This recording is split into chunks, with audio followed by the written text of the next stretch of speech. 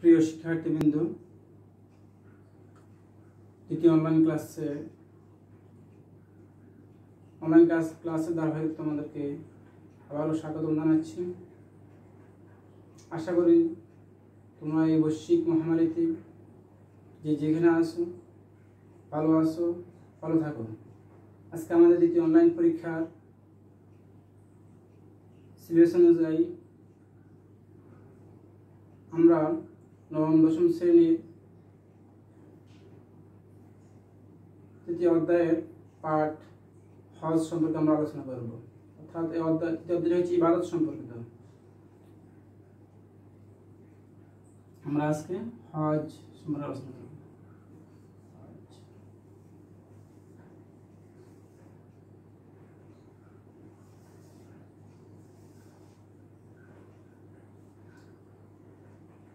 হজ শব্দটি আরবি, এর শাব্দিক হজ শব্দটি আরবি হাজ্জুন।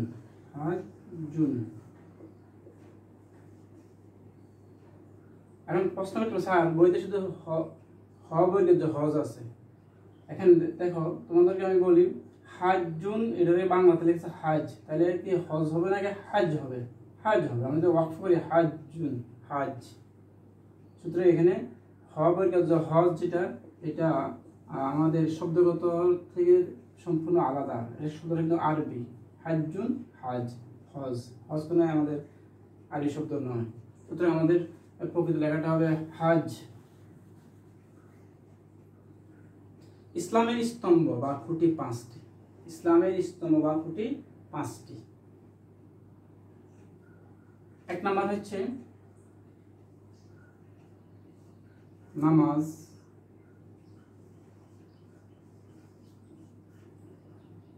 এক নম্বরে ঈমান, এক নম্বর হচ্ছে দুই নম্বর হচ্ছে নামাজ, এক নম্বর হচ্ছে ঈমান, এক নম্বর হচ্ছে ঈমান, দুই নম্বর হচ্ছে নামাজ, ঈমান নামাজ, তিন নম্বর হচ্ছে রোজা, চার নম্বর হচ্ছে যাকাত, পাঁচ নম্বর হচ্ছে হজ। আমরা আজকে এই হজ নিয়ে আলোচনা করব। ইসলামের খুঁটি হলো পাঁচটি। ইসলামের খুঁটি বা স্তম্ভ হচ্ছে পাঁচটি। স্তম্ভ হচ্ছে হজ হচ্ছে ইসলামের পঞ্চমতম খুঁটি। কততম খুঁটি? পঞ্চতম খুঁটি বা স্তম্ভ। তাহলে হজ শব্দটি আরবি, তার বাংলা প্রতিশব্দ হচ্ছে সংকল্প করা, ইচ্ছে করা, মনে মনে স্থির করা। ইসলামী শরীয়তের পরিভাষা জিলহজ মাসের 8 থেকে 12 তারিখ পর্যন্ত, অর্থাৎ নির্দিষ্ট তারিখে নির্দিষ্ট সময়ে বাইতুল্লাহ তাওয়াফ সহ হজ্জের নির্দিষ্ট যাবতীয় কার্যাবলী সম্পাদন করাকে হজ বলে। আমি আবার বলি, ইসলামী শরীয়তের পরিভাষা জিলহজ মাসের 8 থেকে 12 তারিখ পর্যন্ত বাইতুল্লাহ আল্লাহ তাআলার সন্তুষ্টির উদ্দেশ্যে বাইতুল্লাহ তাওয়াফ সহ হজ্জের যাবতীয় নির্দিষ্ট কার্যাবলী সম্পাদন করাকে হজ বলে। তাহলে হজ কাকে বলে আমরা জানলাম। হজ শব্দের অর্থ কি সেটাও জানলাম। হজ শব্দের অর্থ হলো সংকল্প, এরাদা, সংকল্প করা। যেমন সংকল্প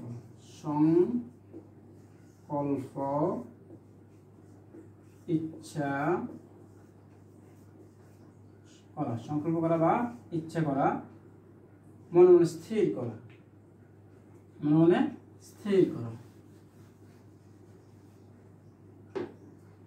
তাহলে আমরা হজ সকলের উপর ফরজ নয়। হজ শুধুমাত্র ধনবান ব্যক্তিদের উপর ফরজ। হজ শুধু ধনবান ব্যক্তিদের উপর ফরজ। আল্লাহ পাক সূরা আল ইমরানের 97 নম্বর আয়াতে আল্লাহ পাক ইরশাদ করেন, ওয়ালিল্লাহি আলান নাস হিজ্জুল বাইতা মান ইসতাতা ইলাইহি সাবিলা। ওয়ালিল্লাহি আলান নাস হিজ্জুল বাইতা মান ইসতাতা ইলাইহি সাবিলা। ওই সমস্ত মানুষের হজ করা উচিত যাদের আল্লাহর ঘর পর্যন্ত পৌঁছানো পর্যন্ত তাদের শক্তি সামর্থ্য আছে, তাদের হজ করা উচিত। এখন আমরা শক্তি সামর্থ্য বলতে কি বুঝি?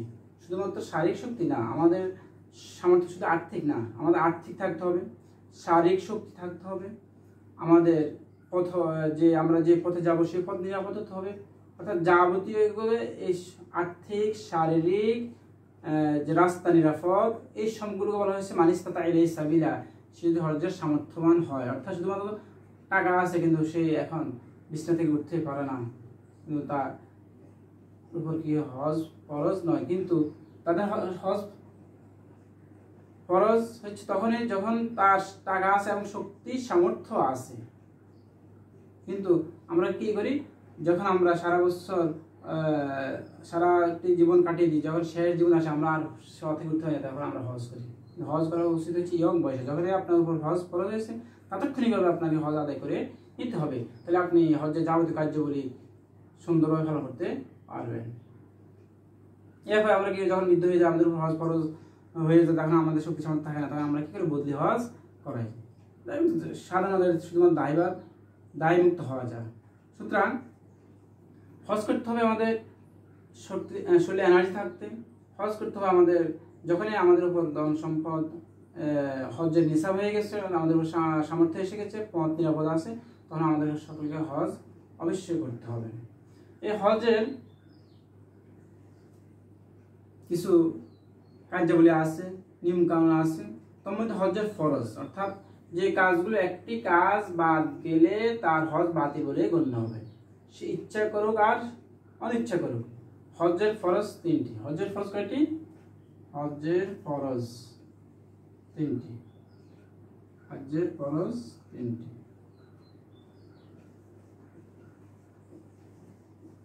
হজের ফরজ তিনটি। এক নাম্বার ইহরাম বাঁধা। ইহরাম বাঁধা। দুই নম্বর, এক নম্বর হচ্ছে ইহরাম বাঁধা, দুই নম্বর হচ্ছে নয়েজ উকুফে আরাফা, আরাফায় অবস্থান করা, আরাফাত ময়দানে অবস্থান করা, আরাফাত ময়দানে অবস্থান করা।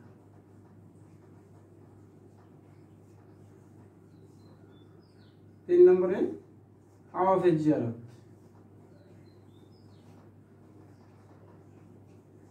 তাওয়াফে জিয়ারত করা।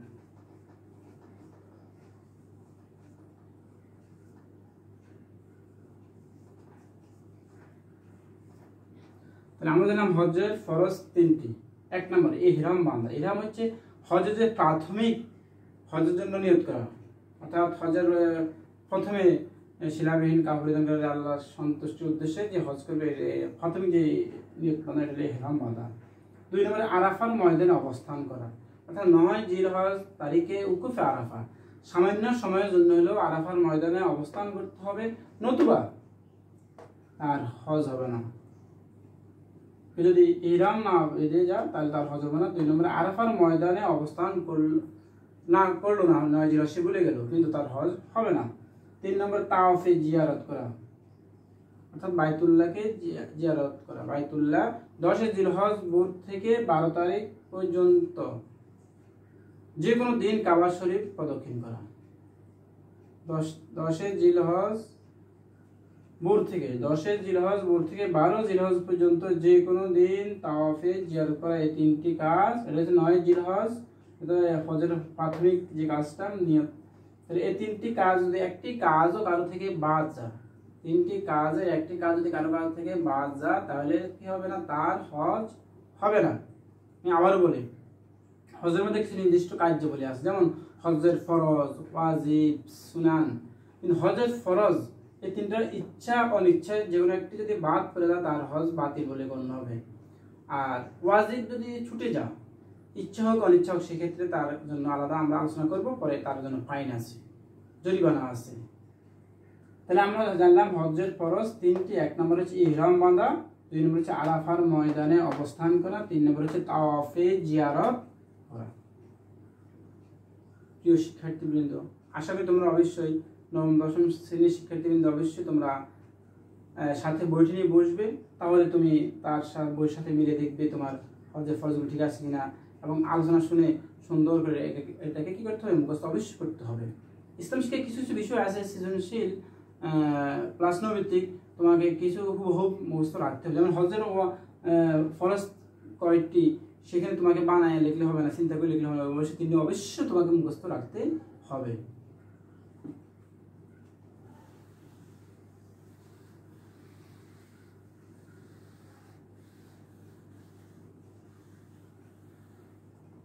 এরপর আসি আমরা হজের ওয়াজিব।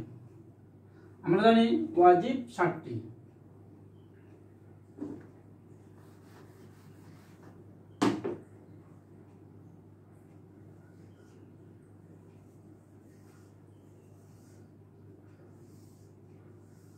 হজের ওয়াজিব 7টি। হজের ওয়াজিব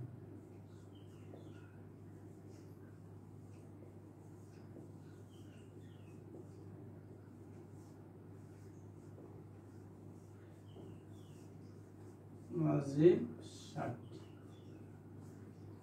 হজের ওয়াজিব হচ্ছে 7টি।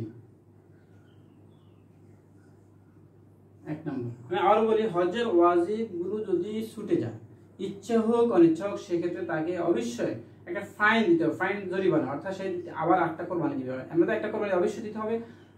যদি হজের ওয়াজিব গুলো ছুটে যায়, তার জন্য জরিমানা হিসেবে তার জন্য 8টি কোরবানি করতে হবে, এটি হজের, তাইলে তার হজ। আর যদি সে কোরবানি না করে, হজের যে পাইন দম না দেয়, আর দিতে পারবো দম, দম মানে রক্ত প্রবাহিত করা, দম মানে কি রক্ত, সে 8টি দম দিতে হবে, অর্থাৎ 8টি কোরবানি করতে হবে, তাহলে তার জন্য যে সে যে ভুল ত্রুটি করেছে, ইচ্ছা হোক ইচ্ছা হোক, সেটা আল্লাহ পাক ক্ষমা করে দেবেন। তাহলে হজের ওয়াজিব হচ্ছে কয়টি? 7টি। হজের ওয়াজিব হচ্ছে 7টি।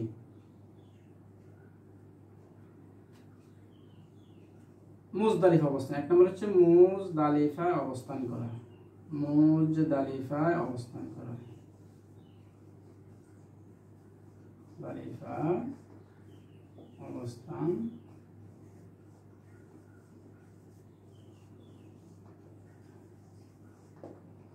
এই মুজদালিফা হচ্ছে কাবা শরীফ থেকে 14 কিলোমিটার দূরে অবস্থিত। কাবা শরীফ থেকে 14 কিলোমিটার দূরে অবস্থিত এই মুজদালিফা।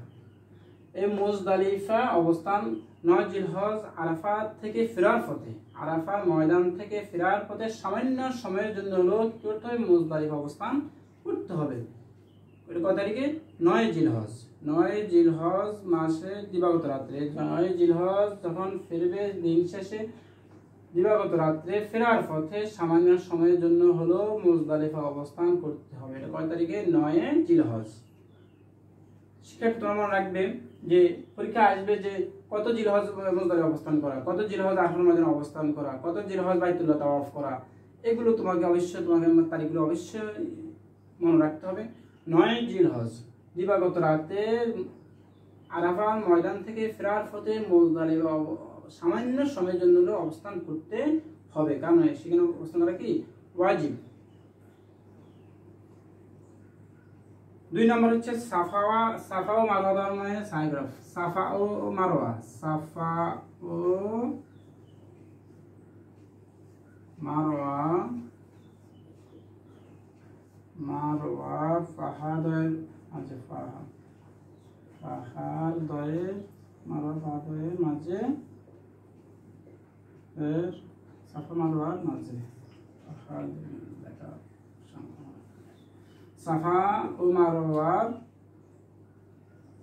মাঝে সাই করা, মাঝে সাই করা। স্যার সাই কি? সাই হচ্ছে দৌড়ানো। সাফা একটা পর্বত, পাহাড়, মারওয়া একটা পাহাড়। তোমরা জানো ইব্রাহিম আলাইহিস সালামের ইতিহাস, ইসমাইল আলাইহিস সালামের ইতিহাস। সেখানে বিবি হাজরা ইসমাইল আলাইহিস সালামকে পানি যখন পুড়িয়ে গেছিল, পানির জন্য একবার সাফা পাহাড় দৌড়াচ্ছিল, আর মারওয়া পাহাড় উপরে যাচ্ছিল কোনো ব্যবসায়িক কাফেলা, বাণিজ্যিক কাফেলা যাচ্ছিল না, কারণ বাণিজ্যিক কাফেলা গেলে তাদের সাথে কি থাকে? পানি থাকে। এই জন্য আল্লাহ পাকে বিবি হাজরা এই কাজটি অনেক পছন্দ করেছিলেন, যার কারণে প্রত্যেক হাজিদের জন্য সাফা এবং মারওয়া 7 বার প্রদক্ষিণ করা ওয়াজিব করে দিয়েছেন। সুবহানাল্লাহ। তাহলে সাই মানে কি? দৌড়ানো। সাফা একবার আসবে, আবার মারওয়া একবার আসবে, এই দুই পাহাড় দ্বয়ের মাঝখানে দৌড়ানো কি ওয়াজিব। তাহলে আমাদের মুজদালিফা অবস্থান করে 9 জিলহজ দিবাগত রাত্রে। 2 নম্বরে হলো সাফা মারওয়া পাহাড়ের মাঝে, এখানে লেখা হাতবোর্ডে কারণে সাফা মারওয়া পাহাড়ের মাঝে সাই করা। 3 নম্বর হচ্ছে মিনায় কঙ্কর করা। 3 নম্বর হচ্ছে মিনায় কঙ্কর নিক্ষেপ করা। মিনা কঙ্কর নিক্ষেপ করা। কঙ্কর নিক্ষেপ, মিনায় কঙ্কর নিক্ষেপ করা। 10, 11, 12। 10 থেকে শুরু হবে কঙ্কর নিক্ষেপ। 10, 11, 12 তিনটি স্পটে 60টি করে কঙ্কর নিক্ষেপ করতে হবে। তাহলে 3 সাথে 21টি কঙ্কর নিক্ষেপ করতে হবে। কয়টি কঙ্কর নিক্ষেপ? কত তারিখে? 10, 11, 12। 10, 11, 12 জিলহজ তারিখে 3টি স্পটে, 3টি স্থানে, 3টি নির্দিষ্ট স্থানে কঙ্কর নিক্ষেপ করা। 60টি করে কঙ্কর নিক্ষেপ করতে হবে। কত তারিখে? 10, 11, 12। কেন? শয়তান, ওইখানে শয়তানকে উদ্দেশ্য করে। এখানেও বিশাল ইতিহাস আছে, ইতিহাস বলতে গেলে আমাদের ক্লাসে ঘন্টা চলে যাবে। মিনায় কঙ্কর নিক্ষেপ করা। তাহলে 10, 11, 12 জিলহজ 60টি করে নির্দিষ্ট স্থানে শয়তানকে উদ্দেশ্য করে কঙ্কর নিক্ষেপ করতে হবে। তার 3 সাথে 21টি কঙ্কর নিক্ষেপ করতে হবে। 4 নাম্বার কুরবানি করা।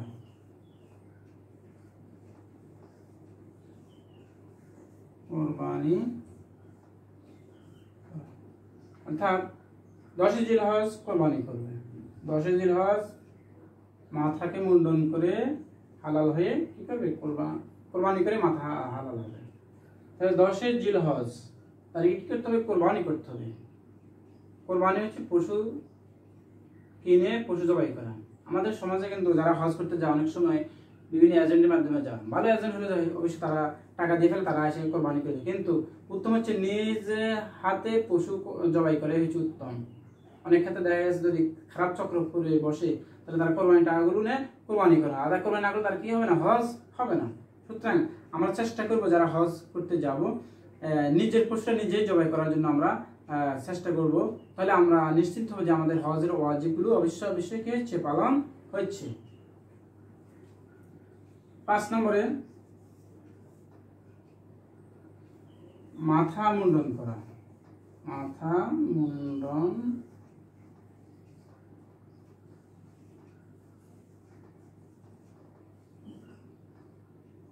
অর্থাৎ কোরবানি করে এসে আমরা কি করতে হবে? মাথাকে মুন্ডন করে আমরা হালাল হতে হবে। মাথা মুন্ডন করতে হবে। তাহলে এই মাথা মুন্ডন মাধ্যমে আমাদের হজ্জের কাজ মোটামুটি ওয়াজিব কাজগুলো কি হবে? সমাপ্তি করবে। তবে কেউ যদি এই কাজগুলোর মধ্যে 5 নম্বর হচ্ছে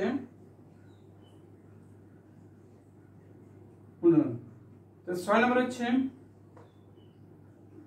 মানে বিদায়কালীন তাওয়াফ।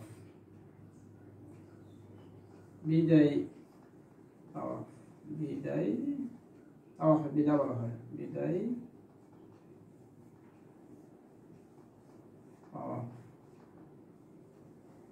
7 নম্বর হলো দম দেওয়া।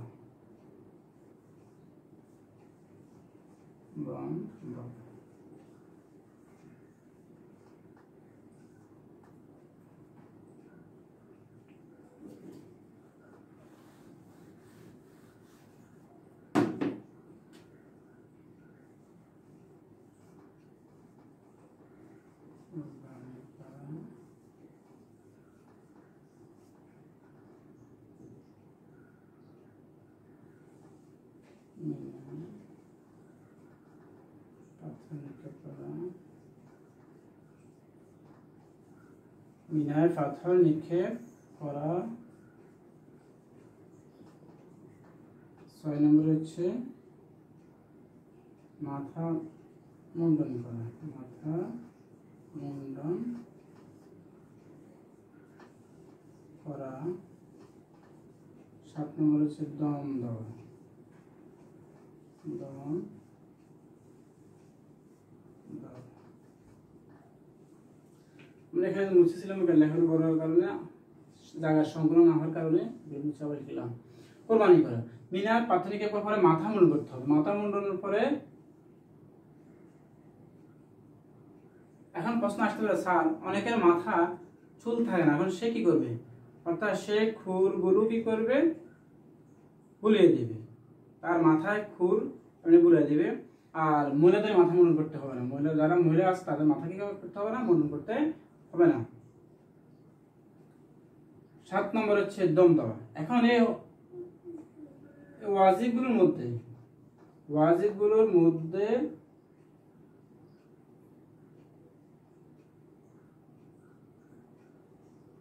এই ওয়াজিবের মধ্যে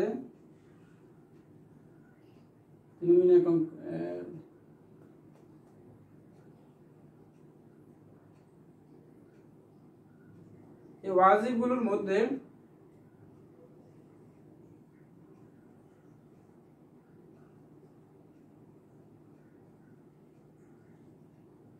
একটি ওয়াজিব ছুটে গেলে, একটি ওয়াজিব, এটা 5 নম্বর,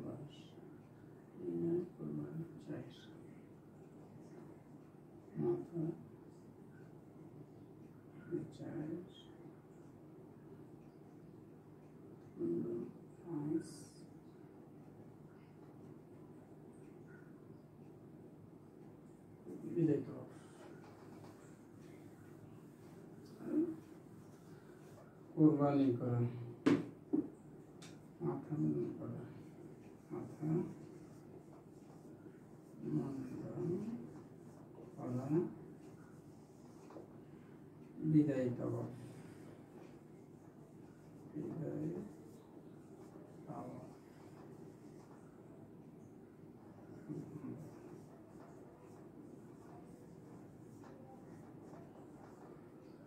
তাহলে মাথা মুন্ডন করা হওয়ার, মাথা মুন্ডন করার পর যাদের মাথা চুল নেই তারা শুধু খুঁটে বুলিয়ে দিবে, আর মহিলাদের চুল কামড়াতে হবে না। আর 6 নম্বরে বিদায় তাওয়াফ করা, বিদায় তাওয়াফ করা, বিদায় তাওয়াফ করা। বিদায় তাওয়াফটা হচ্ছে বহিরাগত হাজীদের জন্য। হজ কার্য দেশে ফেরার আগে একটা বাইতুল্লাহকে প্রদক্ষিণ করে বাইতুল্লাহ জিয়ারত করতে হবে, এটা হচ্ছে বিদায় তাওয়াফ, এটা হলো ওয়াজিব। দম দেওয়া, এই হজের কার্যাবলীর মধ্যে যারা ইচ্ছা হোক অনিচ্ছা হোক কোনো ভুল ত্রুটি হয়ে গেছে, সে ভুল ত্রুটির জন্য তাকে দীক্ষিত। দম মানে রক্ত প্রবাহিত করা, দম মানে কি রক্ত প্রবাহিত করা, অর্থাৎ তাদের 8টি কোরবানি করতে হবে, তাহলে তার হজ কি হয়ে যাবে? শুদ্ধ হয়ে যাবে, নয়তো তার হতে হবে না, হজ শুদ্ধ হবে না। তাহলে আমরা জানলাম হজের ফরজ 3টি, ইহরাম বাঁধা, নজিরাত আরাফার ময়দানে অবস্থান করা, বাইতুল্লাহ জিয়ারত করা। আর হজের ওয়াজিব 7টি। 1 নম্বর হচ্ছে মুজদালিফা অবস্থান করা, 2 নম্বর হচ্ছে সাফা মারওয়া পাহাড়ের মধ্যে সাই করা, 3 নম্বর হচ্ছে মিনায় পাথর নিক্ষেপ করা, 4 নম্বর হচ্ছে কোরবানি করা, 5 নম্বর হচ্ছে মাথা মুন্ডন করা, 6 নম্বর হচ্ছে বিদায়কালীন তাওয়াফ দেওয়া, দেশের বহিরাগত হাজীদের জন্য বিদায়কালীন তাওয়াফ বাইতুল্লাহকে তাওয়াফ করা। 7 নম্বর হচ্ছে দম দেওয়া, মানে তার ভুলকৃত কাজের জন্য ওয়াজিব ছুটে গেলে বা ভুল ত্রুটি হয়ে গেলে সেখানে তার জন্য আরেকটা ফাইন দেওয়া, জরিমানা করা, সেটা হচ্ছে অন্য একটি পশু কোরবানি করা। তাহলে এগুলো হজের ফরজ ওয়াজিব, এগুলো পালন করার যদি সঠিকভাবে পালন করতে পারে তাহলে কি হবে? তার হজ হয়ে যাবে। এখন আসি আমরা হজের ধর্মীয় গুরুত্ব কি। আমরা জানি ইসলামের 5টি স্তম্ভকে একটি স্তম্ভকে যদি অস্বীকার করে সে কাফের হয়ে যাবে। কি হয়ে যাবে? সে অবশ্যই কাফের হয়ে যাবে। এই হজের 5টি স্তম্ভের মধ্যে একটি স্তম্ভ হচ্ছে ইসলামের 5টি স্তম্ভের মধ্যে একটি স্তম্ভ, অন্যতম 5ম স্তম্ভ হচ্ছে হজ। কিন্তু হজকে অস্বীকার করে সে কি হয়ে যাবে? কাফের হয়ে যাবে। আর যে ব্যক্তি হজ করবে তার যদি হজ আল্লাহ তারপরে কবুল হয়ে যায়, সেটা সঠিকভাবে সম্পূর্ণভাবে হালাল উপার্জন দিয়ে, সারা বছর হারাম কামাইয়ে শেষ জীবনে হজ করে আল্লাহ ক্ষমা করে দেবে, এটা কিভাবে আশা করতে পারি আমরা? হালাল উপার্জন দিয়ে সঠিকভাবে হজ আদায় করে, তাহলে ওই হজ আল্লাহর কাছে কি হবে? গৃহীত হবে। সেই হজের বিনিময়ে আল্লাহ রাসূল সাল্লাল্লাহু আলাইহি সাল্লাম ইরশাদ করেছেন, আল হজ্জুল মাবরুর লাইসা লাহু ইল্লাল জান্নাহ, লাইসা লাহু যারা ইল্লা বিল জান্নাহ। আল হজ্জু হজ মাবরুরুন, হজ মাবরুর হচ্ছে কবুলকৃত হজ, তার জন্য জান্নাত অবধারিত। যাদের হজ কবুল হয়ে যাবে, সে কি হয়ে যাবে? নিষ্পাপ মাসুম হয়ে যাবে। তাদের জন্য আল্লাহ রাসূল বলেছেন তাদের জন্য কি জান্নাত। সহিহ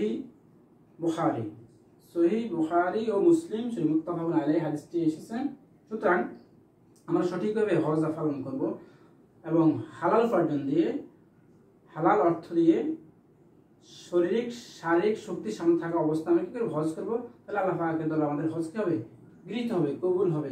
আর হজ যদি গৃহীত হয়, আল্লাহ তো বলছে আল হজ্জুল মাবরুর যারা ইল্লা বিল জান্নাহ, আল হজ কবুলকৃত হজ, যাদের হজ কবুল হবে তাদের ঠিকানা হচ্ছে একদম জান্নাত। সুতরাং আমরা সঠিকভাবে হজ আদায় করব, তাহলে আমাদের আল্লাহর কাছে আমরা সে পরকালে কি হবে? যাজা বা পুরস্কার পাবো। কারণ আসলে হজের সামাজিক গুরুত্ব কি? এটা হলো ধর্মীয় গুরুত্ব। হজের সামাজিক গুরুত্ব হচ্ছে, হজ এমন একটি ইবাদত, এটা বিশ্বের সকল মানুষ, সারা পৃথিবী থেকে লক্ষ লক্ষ মানুষ এক জায়গায় একত্রিত হয়, যার কারণে একে অপরের সাথে শেয়ার করতে বিশ্ব ভ্রাতৃত্ব সৃষ্টি হয়। একে অপরের দুঃখ সুখ, এক মুসলমানের এক দেশের মুসলমান আরেক দেশের মুসলমানের সাথে কি দুঃখ দুর্দশা সুখ শান্তি শেয়ার করতে পারে, খোঁজ খবর নিতে পারে। ওটা একটা বিশ্ব ভ্রাতৃত্ব বন্ধন সৃষ্টি হয়, একে অপরের মধ্যে সৌহার্দ্যপূর্ণ শৃঙ্খলা বলতে সৃষ্টি হয়। সৌহার্দ্যপূর্ণ কি ব্যাপার? আমরা বাংলাদেশ থেকে হজ করতে গেলাম, আবার ইন্ডিয়া থেকে হজ করতে আসলো, আবার আমেরিকা থেকে হজ করতে আসলো, আবার পাকিস্তান থেকে হজ করতে আসলো, আবার অস্ট্রেলিয়া থেকে হজ করতে আসলো। তাহলে বিভিন্ন দেশে মানুষ মুসলমানরা কি অবস্থা আছে, আমরা তাদের সাথে একটা গুড রিলেশন হলো এবং তাদের খোঁজ খবর নিলাম, তারা কি অবস্থা আছে, একে অপরের সুখ দুঃখ আমরা কি করতে পারলাম? শেয়ার করতে পারলাম। সুতরাং আল্লাহ পাকে হজের ব্যাপারে সূরা আল হজ 27 নম্বর আয়াতে বলেছেন যে তোমরা মানুষের নিকট ঘোষণা করে যাও, তারা যেন আল্লাহর হজ করতে আসে, দূর দূরান্ত হইতে ক্ষীণ আহরণ করে উঠে আরোহণ করে দূর দূরান্ত হইতে আগমন করবে। সূরা আল ইমরানের 27 নম্বর আয়াত আল্লাহ পাক ইরশাদ করেন। সুতরাং আমরা আল্লাহর এই আয়াত অনুযায়ী আমরা বিভিন্ন দেশ থেকে একত্রিত হয়ে মক্কায় হজ করার জন্য আগমন করি, এটা আল্লাহ পাকের নির্দেশ। সুতরাং সামাজিক গুরুত্ব তাৎপর্য অনেক বেশি, কারণ এখানে আমাদের সব দেশের মানুষ, রাজা যাই বাদশাহ যাই, সবাই একই সাথে আমরা বলে থাকি লাব্বাইক লাব্বাইক আল্লাহুম্মা লাব্বাইক লা শারীকা লাকা আলাইক ইলা আখির। লাব্বাইক লাব্বাইক আল্লাহুম্মা লাব্বাইক, হে আল্লাহ আমরা হাজির, আমাদের এই পাপ পঙ্কিলতাকে তুমি ক্ষমা করে দাও। শুধু সবাই পুরুষ নারী ছেলে মেয়ে যত আছে সবাই সেখন এক আল্লাহর দিদারের জন্য এক আল্লাহর দিকে তাকিয়ে বসে লাব্বাইক আল্লাহুম্মা লাব্বাইক, এই কণ্ঠে এই আওয়াজ মুখরিত হয়ে যায় মক্কায় কাবা আঙ্গিনায়। ধর আল্লাহ পাক সে যদি তার সঠিক নিয়ম হজ করে, আল্লাহ পাক খুশি হয়ে তার সমস্ত গুণাগুলি ক্ষমা করে দেন। সুতরাং আমরাও এই হজের মাধ্যমে আমাদের বিশ্ব ভ্রাতৃত্ব সৃষ্টি হয়, এক অপরের মাঝে সৌহার্দ্যপূর্ণ সৃষ্টি হয়। সুতরাং আমরাও যদি সঠিকভাবে হজ আদায় করতে পারি, আমাদের দেশের মুসলমানেরা, সারা বিশ্বের মানুষেরা যদি সঠিকভাবে হজ পালন করে, তাহলে একে অপরের সাথে কী হবে? ভ্রাতৃত্ব সৃষ্টি হবে, সৌহার্দ্যপূর্ণ সৃষ্টি হবে এবং এই হজের মাধ্যমে একটা শৃঙ্খলা আমাদেরকে শিক্ষা দেয়। যাই হোক, আমাদের হজের ধর্মীয় গুরুত্ব গেল, সামাজিক গুরুত্ব গেল। এখন আসে আমরা হজের শিক্ষা ও তাৎপর্য কি? হজের শিক্ষা এবং তাৎপর্য কি?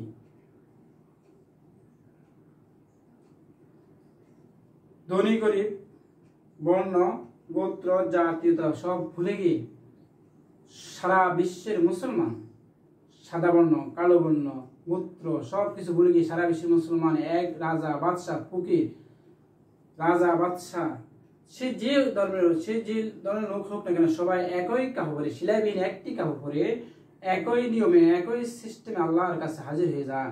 এখানে এই হজ আমাদেরকে সাম্য শিক্ষা দেয় যে কোনো ভেদাভেদ নাই, উঁচু নিচু কোনো ভেদাভেদ নাই, সাদা কালো বর্ণ গোত্র কোনো ভেদাভেদ নাই, সবাই আল্লাহর কাছে কি সমান। এই আমাদের হজ কি করে দেয়? এই আমাদের সাম্য শিক্ষা দেয়।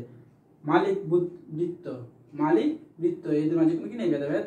মালিক হজ করতে আসছে, বৃত্ত হজ করতে আসছে, সেও সিলাই বিন কাপড় পরেছে, বৃত্ত সিলাই বিন কাপড় পরেছে, সুতরাং এখানে কোনো ভেদাভেদ নাই।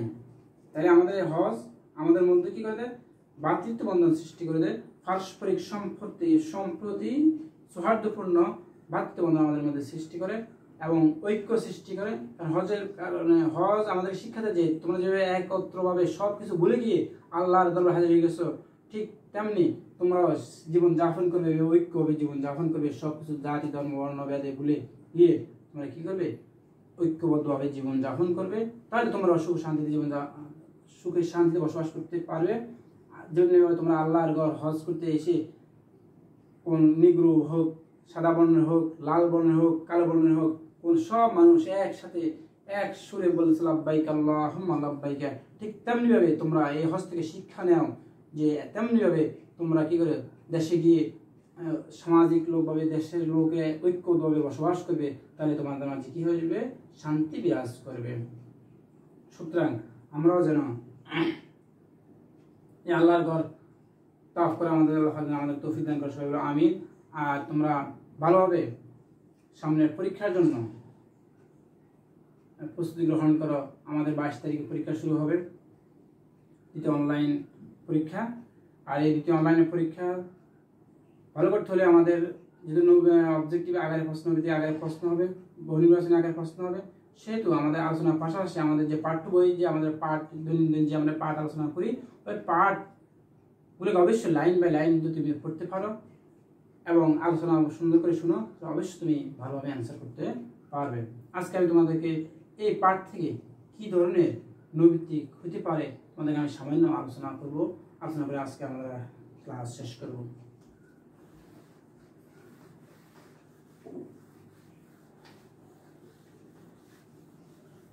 যেমন আমাদের প্রশ্ন আসতে পারে, হজ শব্দটি কোন ভাষা শব্দ? আমরা লিখব আরবি ভাষা শব্দ। হজ এর আরবি প্রতিশব্দ, হজের বাংলা প্রতিশব্দ কি? হজ তো আরবি শব্দ। হজের বাংলা প্রতিশব্দ হচ্ছে সংকল্প করা, ইচ্ছা করা, মনস্থির করা ইত্যাদি। ইরাদা, আরবিতে বলা হয় ইরাদা করা, এটা সিনোনিম শব্দ মুরাদাফ। হজের মুরাদাফ শব্দ হলো ইরাদা, মানে ইরাদা মানে কি, ইচ্ছা করা, সংকল্প করা। হজ্জে ওয়াজিব, ফরজ কয়টি? 3টি। পরীক্ষা আসতে পারে যে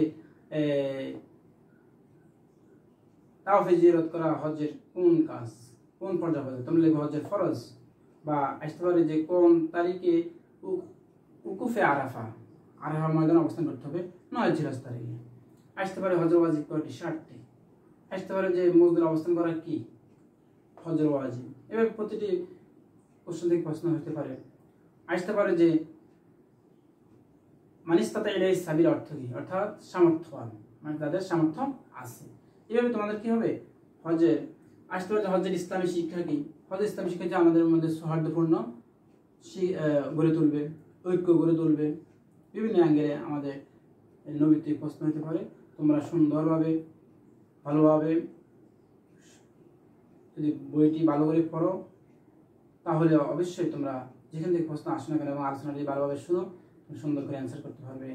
আজকে তোমাদের সুস্বাস্থ্যের কামনা করে আজকে ক্লাসে এখানে সমাপ্তি টানলাম। সবাই ভালো থাকো, সুস্থ থাকো।